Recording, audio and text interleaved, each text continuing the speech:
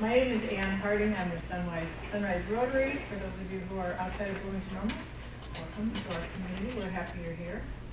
I have the pleasure of introducing Dr. Regina Rosa. She's a pediatrician at OSF Healthcare. She has a master's in public health and has extensive experience as a pediatrician both in the United States and abroad. She grew up in a small town in southern Brazil and has lived in Bloomington for many years. As a supporter of preventative medicine, she encourages her young patients and their families to adopt a healthy lifestyle. Dr. Rosa believes a healthy and emotionally strong child will more likely become an emotionally strong adult, and she sees her role as a facilitator in this process to be available and to be supportive.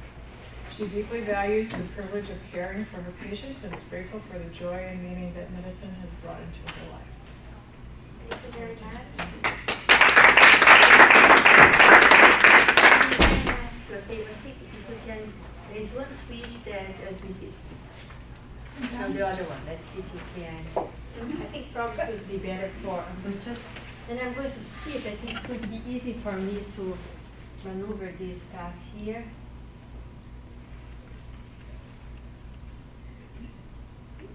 Okay, it's there. Okay.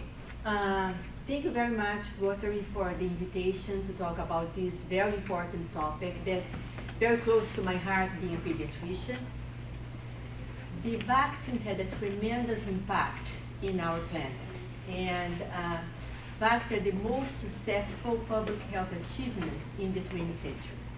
It had increased health and longevity, and the average life expectancy had increased more than 30 years from the 1900 to the 2000. In 1900, we had a life expectancy of about 44 years, and in the 2000, we have a life expectancy of 77 years. It's huge.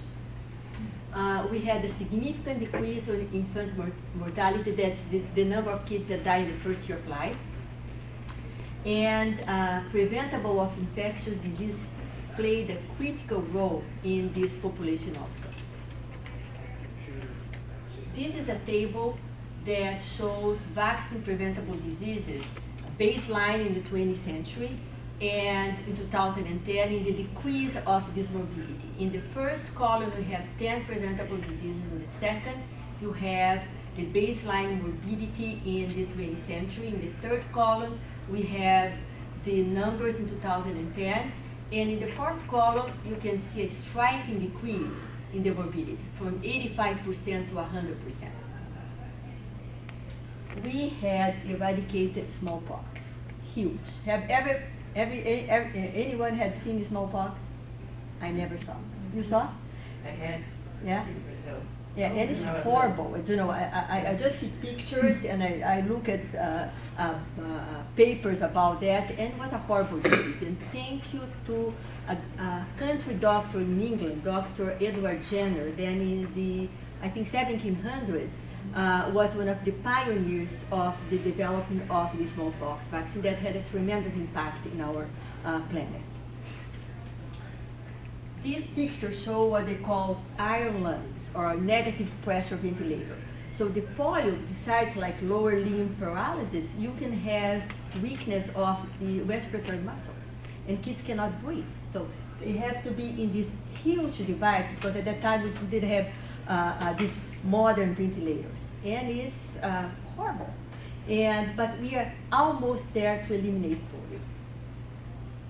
These, we have two maps, one in 1988 and one in 2014. The pink reflects, or pink or red, reflects the countries that had never eliminated polio, and in white countries that had. In 1988, you can see that more than half of the countries have never eliminated polio. And in 2014, look at the difference. We have just 3 countries that have never eliminated polio. And they are Nigeria in Africa, Pakistan and Afghanistan. In India, that used to be in, with these 3 countries, was declared polio-free in March 2014 by the WHO. And thank you guys, thank you Rotary and Rotary International for all the efforts with its partners. with your help and this global initiative, we are almost there. So you see in this graph, the busy slide with lots of data, but in the left you see this graph that there is a curve going down, and that shows the estimate number of polio by day. And you can see that in 1985, when Rotary launched this initiative, we had 1,000 cases per day of polio. And in 2011, 2 per day. That's huge. And I like this. We are this close, so let's keep going. Soon polio is going to be the second disease eradicated like smallpox. And this, I'm going just to change gears a little bit and talk about measles. Why? You had increased number of cases of measles this year in the United States. And this graph is from the CDC, or Center for Disease Control, and shows data across almost 10 years, from 2010 to 2019. And you see a striking number of cases in 2019 as of September. We have more than 1,200 cases. And what happened in 2019? It was the greatest number of measles cases since 1992. It went across 31 states, and more than 70% of cases were in New York, in a close, unvaccinated Orthodox Jewish community. And the common denominator, these people were not immunized. And we can have serious complications. As of September 26, we had 131 people that were hospitalized, and 65 of them with severe complications like pneumonia and encephalitis, that is a brain infection. And measles spreads quickly. And we have to remember that measles is still prevalent in many countries. It takes just one person that's not unvaccinated, going abroad, that we do all the time, get sick, and bring this, get infected and bring back this disease to the United States, and infect this cluster of kids or people that are not immunized. And why? Anybody knows why? Anybody can tell me why? Because we are not vaccinating, and we are decreasing what's called the herd immunity. I don't know if you can see very well the slides, but the person in blue represents someone that is not immunized, but is healthy. The yellow represents someone that is immunized and healthy. And the red, it represents someone that is not immunized, is sick, and potentially contagious. So in the first, the upper box, you see on the left that in that community, most of the people are not immunized, but healthy, and have just few that have the disease and are sick. What happened? We have a spread of that infection to everybody, and we have an outbreak. In the second box, in the middle, you have a good amount of the population that was healthy and not immunized, the blue ones. We have few, the yellow ones, that had the vaccine and are immunized and healthy, and just few cases of people with disease. But that was not enough, and we had the outbreak. You can see that we still have lots of people that get sick. And in the bottom one, we have a community where most of the people were immunized. We have just few that are not immunized and healthy, and someone that's sick. What happened? That epidemic is contained. We don't have the outbreak because we have enough number of people immunized to protect the ones that for different reasons cannot be, were not immunized. And how the herd immunity works. First is going to work, first protecting the individual that's going to get the vaccine. Second, indirectly protects people that for different reasons cannot or don't want to get vaccinated. And what's very important is this herd immunity threshold. That's percentage of immune individuals needed above which a disease may no longer be, may no longer circulate in the, around us. And we need just a very small fraction of people that are not immunized for this herd immunity to be effective. Otherwise, it's not effective, like I showed you that slide. And different diseases have different thresholds of this herd immunity. Measles that we are talking is very transmissible and it has a very high herd immunity threshold. That means you need between 93 to 95% of people to be immunized for someone that cannot have the vaccine be protected. And who benefits from that? Of course, kids that are too young, we started giving our first set of shots at 2 months. And even if we give the shots, the kids will require booster shots. Otherwise, we're not going to be completely safe. Also, like for the influenza vaccine, we cannot give in kids less than 6 months.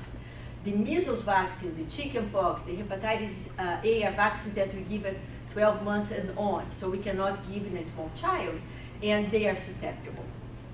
Also, immunosuppressed people, ranging from kids or adults that have cancer and are taking chemotherapy or radiotherapy, people that are recipients of organ transplants that for life have to be on immunosuppressants, and people that have conditions like lupus, rheumatoid arthritis, severe asthma, or inflammatory bowel diseases that continuously or intermittently may have to be on immunosuppressants like oral steroids or biologicals. The elderly usually cannot mount an optimal immune response, so we are protecting this population too. And we have to remember that vaccine immunity may wane over time, and if you don't have this good herd immunity, these people also are going to be susceptible. Then you have people that don't have a medical home for different reasons, geographic reasons, or economic reasons, or legal state reasons, don't have a medical home, and they are susceptible. And you have the last group of people that by choice or fear don't immunize their kids. This is a video that's from, it's 2015 from ABC Nightline, and it's going to show a family in California that had a 2-year-old son that was diagnosed with leukemia when he was 2. And they feared that they lived because we had outbreak of measles in California, and the danger of this kid to contract one of measles and die. So I'm going, if you don't hear well, I can adjust the sound. Let's see if that's good. Oops. I go here. Oh. Proponents of mandatory vaccinations point to California, where state lawmakers removed personal belief vaccine exemptions after a measles outbreak at Disneyland sickened 147 people in 2015. The Crowett family was one of the driving forces behind the new legislation. We wanted to help because we knew that this would have an impact on our community if more people would get vaccinated. You want to get some crackers now? When their son Brett was 2.5, he was diagnosed with leukemia. We were in the hospital for the first time for 87 days, 3.5 years of treatments. So I think it was 157 nights in the hospital overall, more than 50 surgeries. His immune system unable to handle vaccines like the one that prevents measles. If your immune system is not strong enough for a vaccine, then you can't get them. They can be harmful. During the 2015 outbreak, the Crowetts were shocked to learn that roughly 7% of the children at their local elementary school were not vaccinated, citing the personal belief exemption. That, quite frankly, was the risk that we face each and every day, was that one of these diseases would get our son sick and he might die. Going to school would put their son's life at risk. I'm talking about the people that had what they call personal belief exemptions. They believe that they are bad, and so they chose or choose not to vaccinate their children. It's just not realistic for a parent to say, well, I'm not going to vaccinate my child. Not only is their child at risk, but other people around that child are at risk, and that becomes then a public health issue. We went up to Sacramento, and lobbied for a bill, SB 277, and it was getting kids vaccinated. The Crowett family went on a mission to prevent others from experiencing the same fear. Thank you for making sure that kids like me don't get sick at school. It was a success. The new law passed with bipartisan support, eliminating exemptions due to personal beliefs. Ayes 46, noes 30, SB 277 passes. I was excited and happy. This week, Brett celebrates 5 years of being cancer-free, and he has a very personal message for parents. I'd say I think that you should get your kids vaccinated for not only your kids' sake, but everybody's sake. And I think these videos are very powerful, and acute or childhood leukemias are very treatable nowadays. So, but these kids, for about 4 or 5 years, are under lots of treatment that put their immune system down, like chemotherapy, radiotherapy, and they cannot have vaccines. And if they get in contact with one of these, they can die. So can you imagine you have a child that has a serious disease, but is curable, and that kid may die for infectious disease. That is very, very hard. I'm going to read this. This is from Dr. Paul Offit. He is a advocate, vaccine advocate, and he is the director of the vaccine safety at the Children's Hospital of Philadelphia. That's a very excellent children's hospital. And he has several books in this topic, and he had given talks all over the country, and I was fortunate to see him talk once. He said, we've reached a tipping point. Children are suffering and dying because some parents are more frightened by the vaccines than by the disease they prevent. Things you hear. Are vaccines safe? Measles, mumps, and rubella, and autism. Thimerosal is a preservative in vaccines, used to be, it's not even more in the vaccines, and autism. Other vaccine ingredients like antibiotics, formaldehyde, and aluminum. Too many vaccines. This can maybe overwhelm the immune system. Diseases are not here anymore. Are they really serious? Should I give this to my kids? It's all a big conspiracy of the big pharma. And we have my rights, but we have to, the community rights or the population rights or the individual rights. That's all very polemic. And what are the aggravating factors? There is a little distrust of mainstream medical advice, and I think, it's not, I think in my end here, I think doctors sometimes are very professional, they don't listen, and they judge. And I think we have to be more open, more transparency, and to have an equal relationship. We are not, I don't teach anybody. I just motivate a parent or empower the parent to make the right decision. Fear-mongering, especially about celebrities. Everybody has fears about the vaccines and the adverse effects and everything. For sure, you have increased number of vaccines in our schedule. And also, there is an increased number of autism diagnosed in the last several years. And can you tell me what all these people have in common? Anti-vax. Yeah, they're anti-vax. They're all celebrities.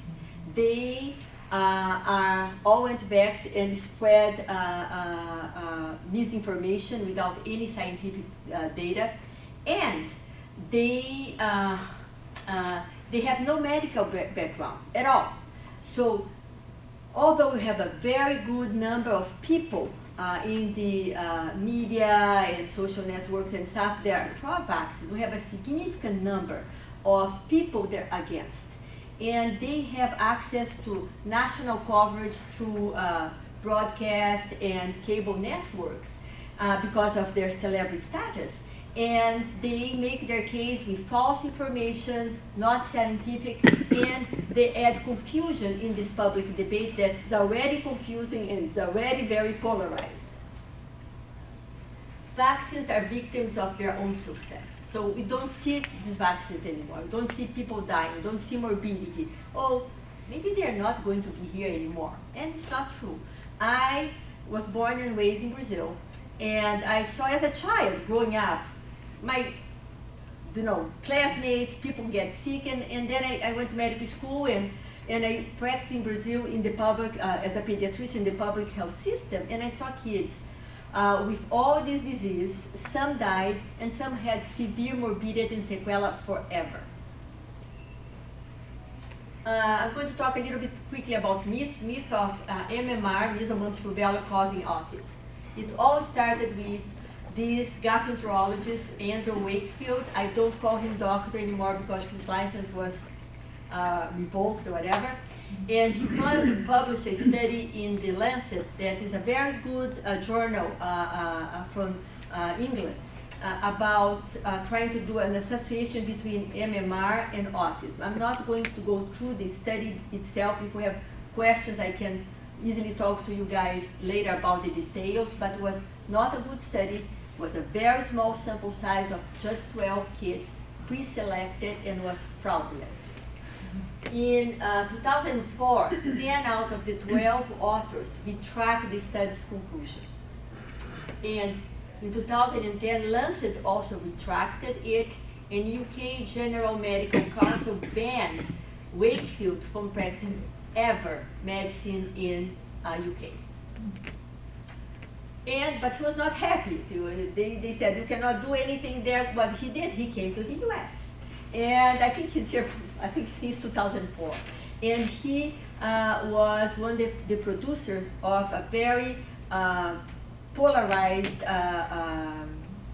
documentary. It's called Vax, full of misinformation. And in 2017, we had one of the highest numbers of measles in Minnesota in this Somali population. And guess what? Who talked to them before they have the outbreak? Wakefield. So he's still making news. And since then, we have numerous serious, well-designed studies that don't show any cause between autism and MMR, measles, mumps, and rubella. And the problem is that the autism is not a disease that you diagnose when the kid is 4 months or 6 months or 9 months. It's a disease that you diagnose between 12 and 2 years of age, where the kid is going to develop language and social skills. So sometimes, or most of the time, association doesn't, correlation actually, doesn't prove causality. And for sure, you are having more autism kids being diagnosed. And I think it's for several reasons. First, we have better tools to screen these kids. Second, right now, the autism is a spectrum. We have kids that are very mild and kids that are very severe. So perhaps when I grew up as a child, I have always someone in my class that's a little different, a little odd. Now they are in that diagnosis, so that increased the numbers. And in my own experience, I have the kids that I have with more severe autistic symptoms. They usually are the ones that have genetic testing. And genetics in the last 10 years was the explosion of so many tests, so we can map everything. And most of the kids, they have a genetic abnormality. I'll just take some water here. Myth, thimerosal is that preservative can cause autism. Wrong. Although no evidence of harm, it was removed from most of vaccines in the United States in 2001 and in Europe in 1993. And it's just present in one vaccine, that's the multiviral influenza vaccines. If you don't want to have thimerosal, if you go and get your flu shot, ask for the single viral, not the multiviral. But it's not present anymore.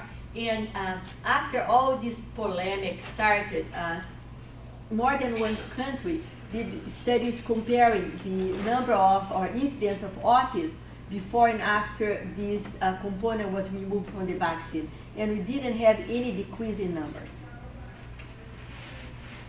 Another myth, multiple vaccines can overwhelm the immune system. No, it's not true. Combination vaccines are safe.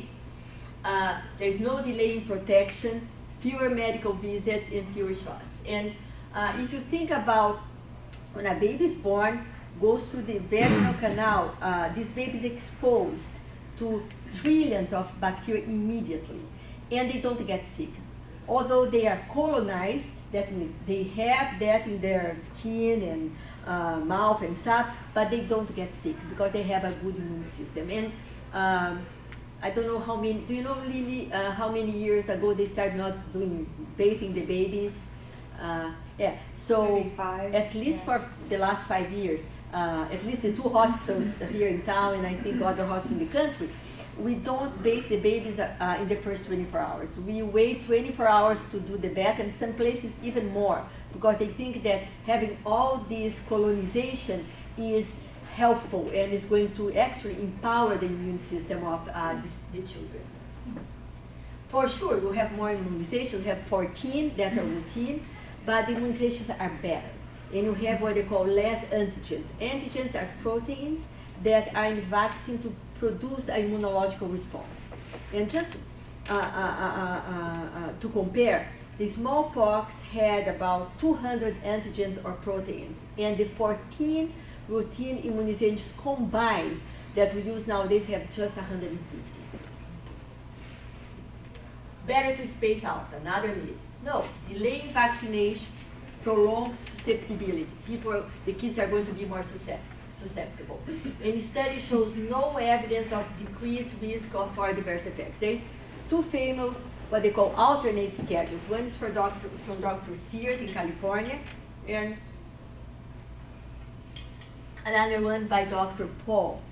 And the CDC, the Center for Disease Control, and the American Academy of Pediatrics does not endorse these alternate schedules. Sometimes I have to do some alternate schedules to tailor the needs of that particular parent, and we do. Not very often, but sometimes we have to do. Natural infection better than vaccination? Absolutely not. The stakes are higher for kids that have the disease, like paralysis, permanent brain damage, liver failure, deafness, blindness, loss of limbs in case of generalized meningococcal infection, cancer, and death. Myth, adjuvants, additives, preservatives. Aluminum is used to increase the immunological power of the vaccine, and is used for more than 70 years, and is common in nature. We have that in food, in air, in breast milk and formula, in amounts much, much higher than the vaccine. The amount in the vaccine is negligent and is easily eliminated by the body. And formaldehyde.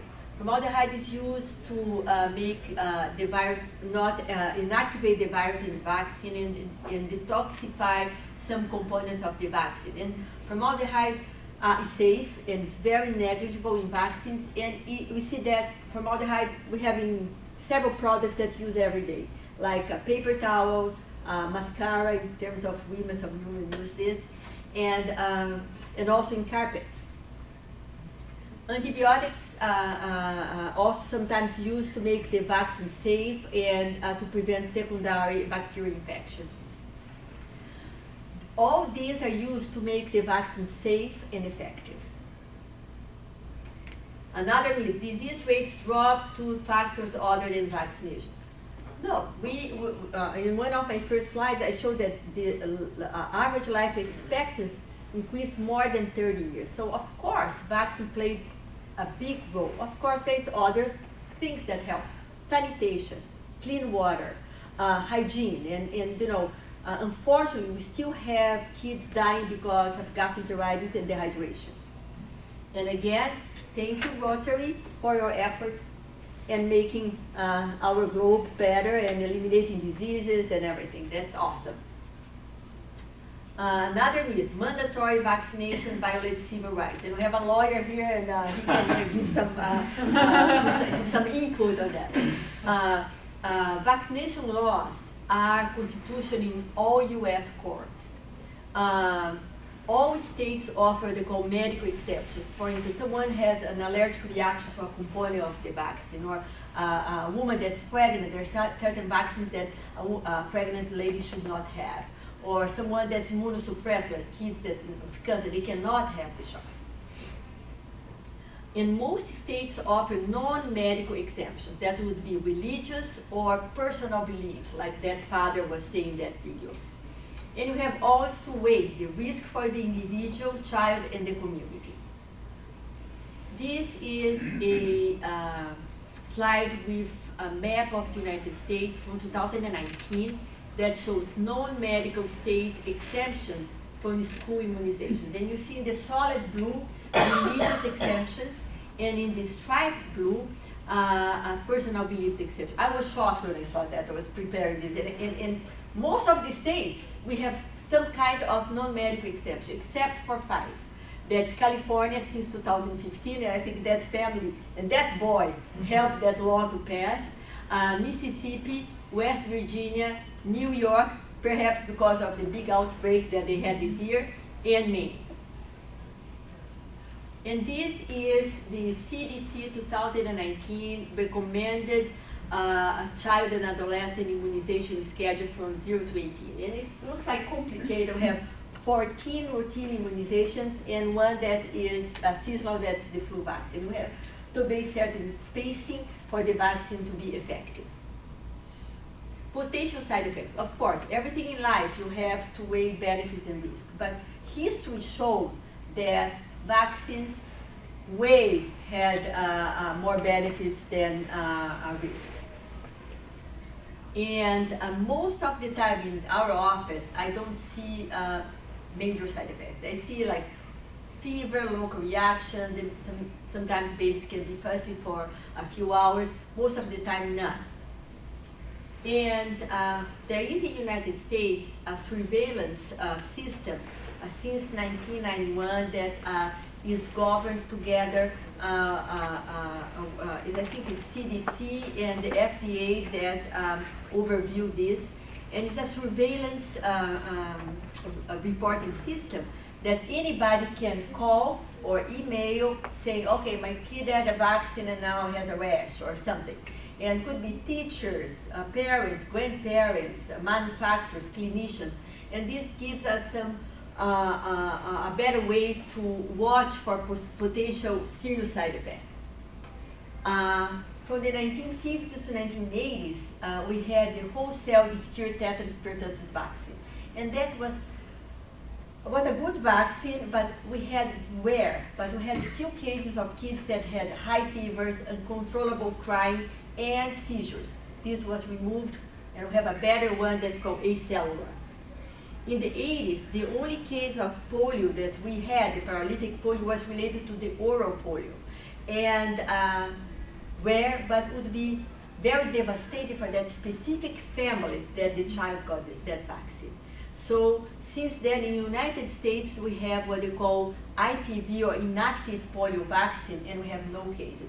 The oral polio is used in several places in the world, and I understand why, because it's an easy way to immunize people, since the benefits of immunizing a big number of people with the risk, a very small risk.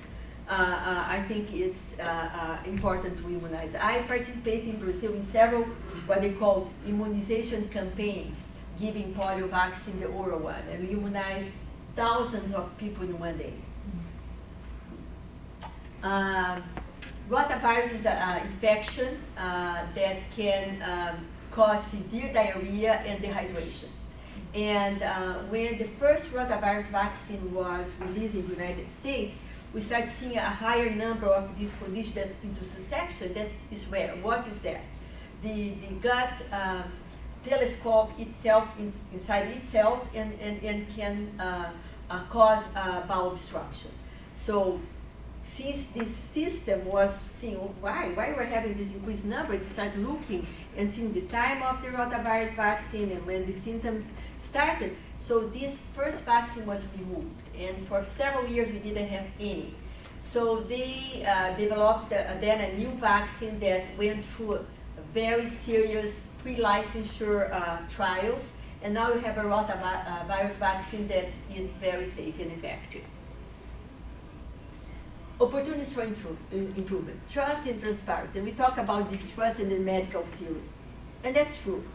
And studies that show that the best predictor of a family to immunize their kids is the trust in the advice of the healthcare provider, especially the one that have some hesitancy.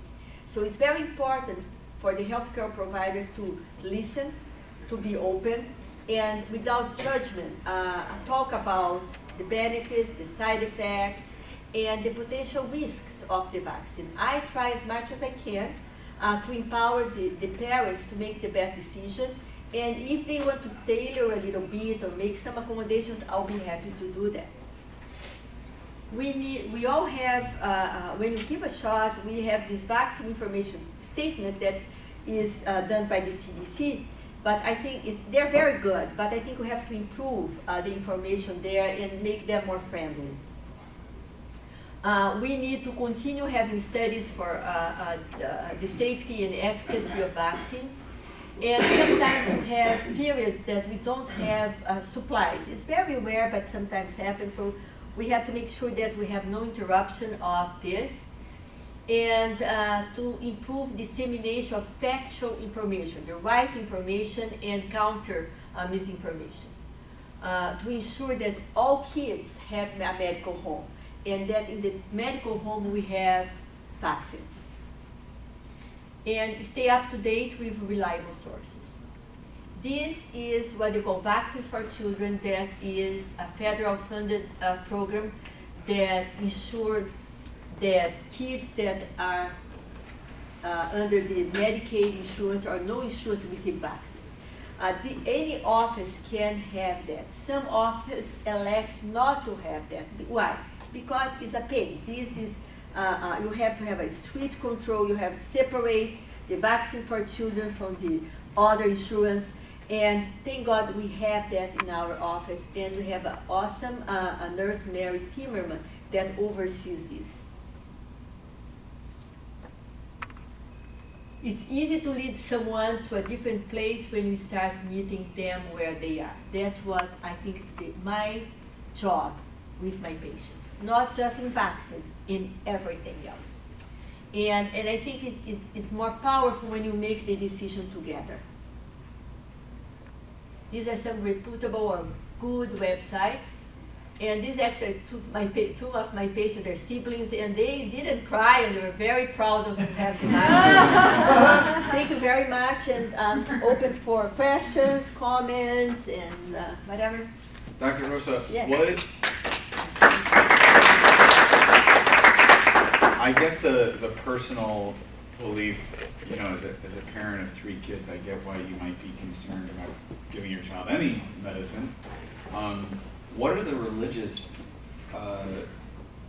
justifications for avoiding vaccine? Yeah, and it's interesting because like sometimes I receive that. They bring the paper and they write, and they quote the Bible.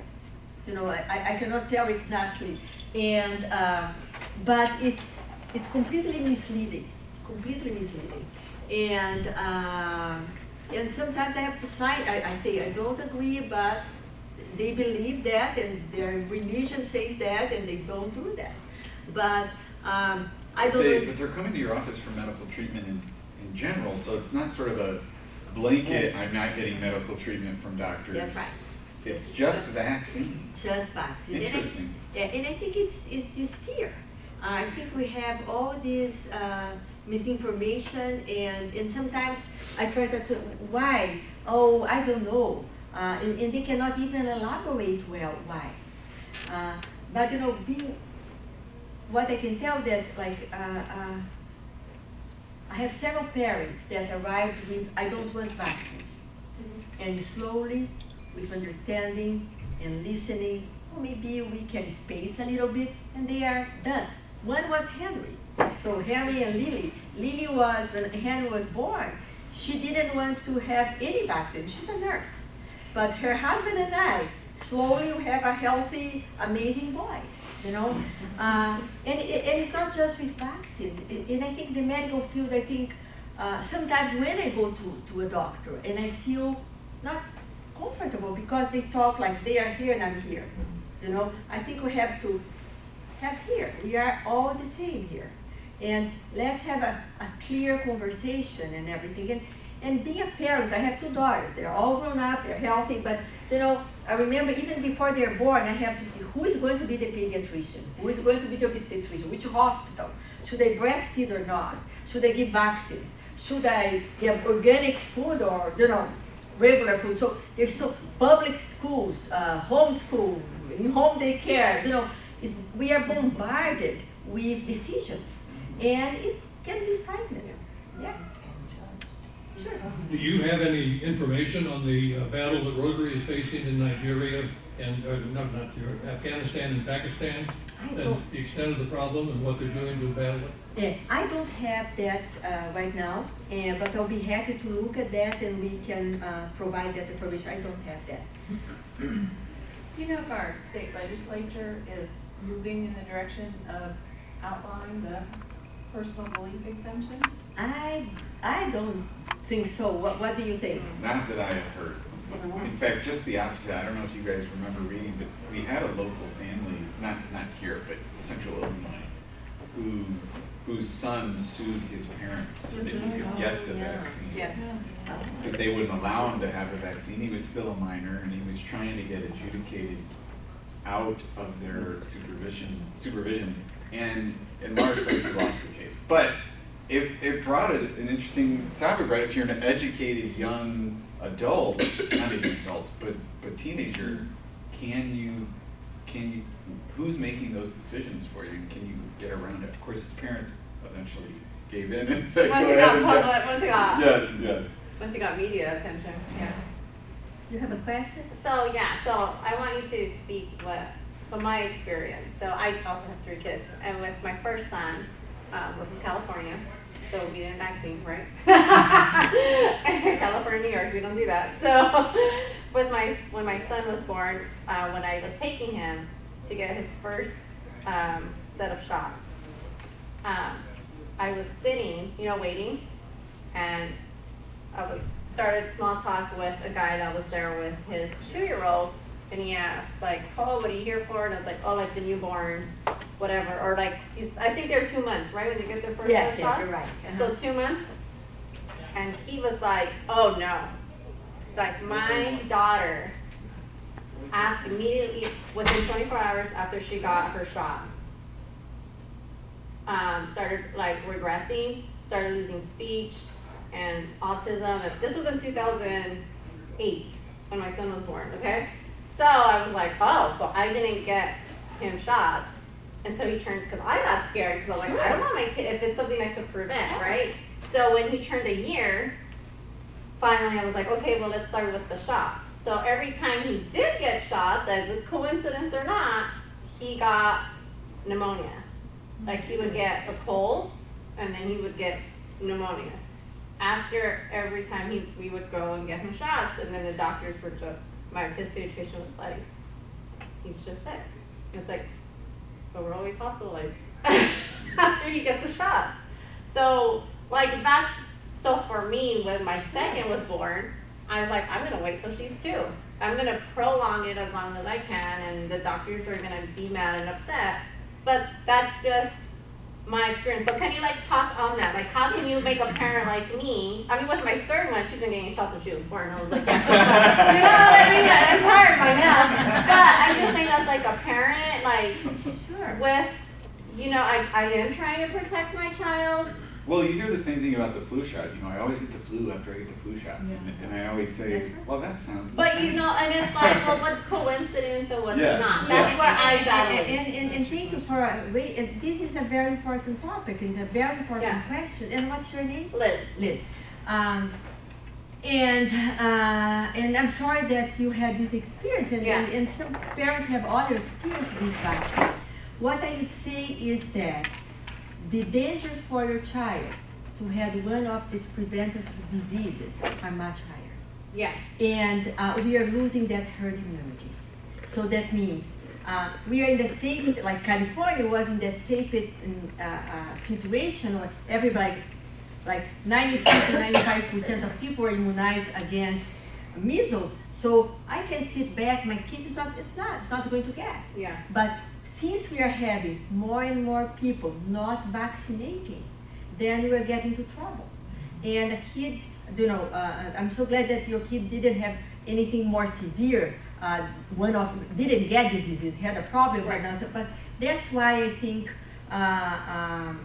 to be, to read more, to be informed. Yeah. And I don't know exactly specific of the pneumonia, but your kids have to be hospitalized or not? Everything, yeah, he had like, it was like a strain that he had to have like certain antibiotics for, I don't know. And it happened, but like again, is it coincidence? Yeah. Or is it from the shot? So, but like after hearing your talk though, what made me realize is, well, I'd rather have him get pneumonia than smallpox, or like then polio, right? Like, or measles. I don't want him to get measles. That's like, right. And but I don't know. No, and I think that's nice for you to have a conversation with the pediatrician, because sometimes when people come to the office and say, I don't want shots, then it's like you get a little. So that's the time that say, let's slow down. Let's be in their place. So because it's your child, you have to make a decision. But I'm glad you immunize. You wait a little bit to immunize your kid. Yeah. So but we didn't have conversations though. It was more like, I'm crazy. For thinking and feeling this way. So that's where I guess I appreciate you saying how you need to have those conversations and be more transparent, because they would talk to me like, you're crazy and you're a bad mom. Yeah, and that was the feeling. And every time I have a child in my office and I order vaccines and they say yes, I say, thank you very much. And one thing that's interesting now, like I have a 10-year-old kid that comes, and then the mother doesn't want to give, or the child say, oh, it's going to be painful, and they start going under the chairs and this kind of stuff. And then I say, and now have you heard about herd immunity? And then I talk and I said, do you have any classmates or anybody that you know that have cancer? Yeah, do you have a grandpa? Do you have a grandma? And then when I talk, this kid that's fearful said, I want the shot. Yeah.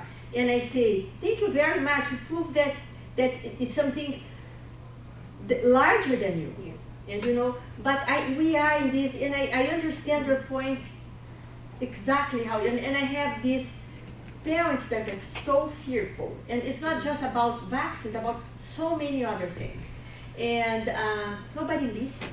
In the medical field now we have like boom, boom, boom, boom, boom, boom, boom, boom. Every 20 minutes you have to see someone, and they like you hope that nobody asks questions. You are just like this kind of stuff. And I think it's a topic that we have to talk more without judgment. And thank you very much for sharing your personal things. So that's very nice. Well, I think it's kind of human nature that if there's a coincidence that affirms a fear, it carries tremendous psychological gravity, whereas the unevents have no weight. So if you're talking to friends and whatever group, and there's one coincidence that's bad, I mean, and 100 that aren't bad, it's the one that's going to promote the fear. It just Absolutely, yeah. Do you think also the problem, part of it is people don't see these diseases anymore?